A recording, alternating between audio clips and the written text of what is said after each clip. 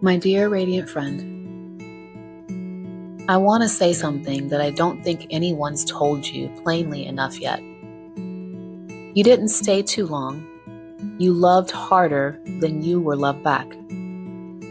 I know that's not what the voice in your head says at like 2 o'clock in the morning. That voice says, why didn't I see it sooner? Why did I waste that many years? What's wrong with me that I stayed? If that's the voice keeping you up lately, pull up a chair. I want to talk to you about what that voice is saying today, because I don't think that it's telling you the truth. Here's the first thing that I want to say very plainly. Staying wasn't weakness. Staying meant that you took your vows, your family, your loyalty seriously. Maybe more seriously than the situation ever deserved. That's not a character flaw. That's just who you are, and there's nothing wrong with that. Maybe it shows up when someone asks casually, why didn't you just leave sooner? And you don't have a clean answer. So you just say, I don't know, and you change the subject. Maybe it's the time that you started and deleted like 100 text messages. Maybe it's just the number in your head, the years that you flinch every single time it comes up. I don't think you need saving from any of that. I think you need someone to finally say that it wasn't wrong. Here's something I want to explain as a nurse. There is a big difference between guilt and shame. And I think that you've been carrying the wrong one.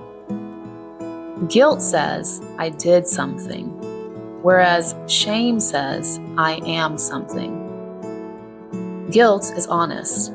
It can say, I stayed longer than I should have, and that it hurt me. That's allowed. That's just truth. Shame lies to you.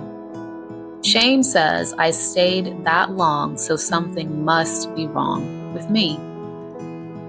So, here's the other thing that I think is worth knowing. The clarity you have now, looking back, the way that it all seems so obvious, that's not proof that you were blind then. There's a name for that. Psychologists call it hindsight bias.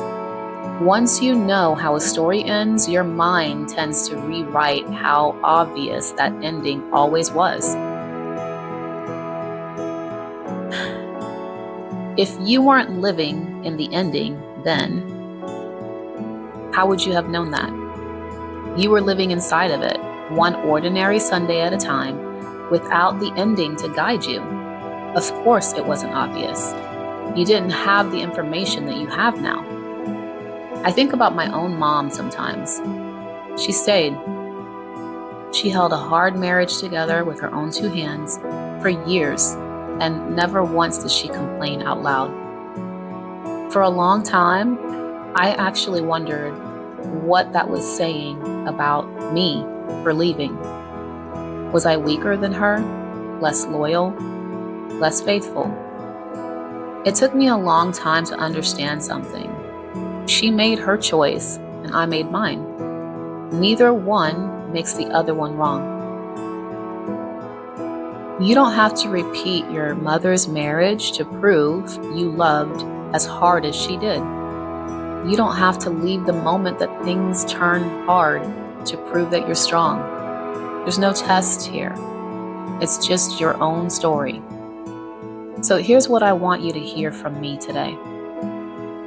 You don't owe anyone an explanation for how long you stayed. Not your mother, not your children, not the woman at 2 a.m. inside your head that's still keeping score. Those years weren't wasted. They were proof of how deeply you're capable of loving somebody. That's not something to be ashamed of. That's something to trust, once it finally gets pointed in a direction that loves you back. Here's the reframe. I want to leave you with this today. The self-help world will tell you that loving too long was a mistake to fix. I don't think that's true. Loving too long, loving too hard, staying past the point that made sense, that's not a flaw in your character. That's just evidence of your capacity.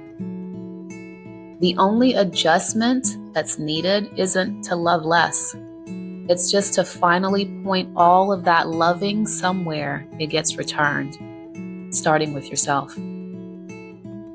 If today's letter is naming something you've been carrying quietly, I made something for exactly this moment. The Free Becoming deck has questions and prompts built exactly for this, for the moment that you finally stop performing strength and get honest about what it costs you.